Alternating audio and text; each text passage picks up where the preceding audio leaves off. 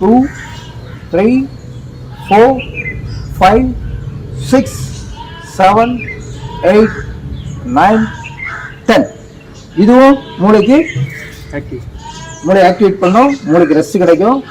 பிரெயின்ல எந்த பிரச்சனை இருந்தாலும் கட்டிகள், பிரெயின்ல பிளாக்கேஜ் எல்லாம் நோய்கள் முதல்ல அது குறையும்.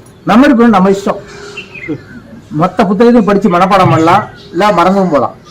ஆனால் ஆரோக்கியம் பேலன்ஸ் இருக்கணும். நடக்கிறப்ப இப்படி தள்ளாடுறது அப்படிலாம் இருக்கக்கூடாதுல்ல. அதுக்காக ஏஜ் ஆகும்போது கண்டிப்பாக பிரெயினில் பிரச்சனைகள் வரும்.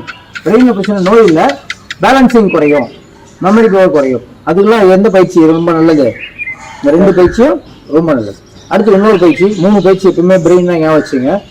நல்லா 5 விரலையும் இணைச்சு நல்லா ப்ரெஸ் பண்ணுங்க, ஃப்ரீ பண்ணுங்க.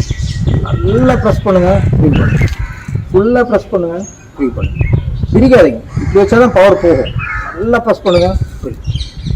ஒரு 5 தடவை 10 தடவை அதை பண்ணலாம்.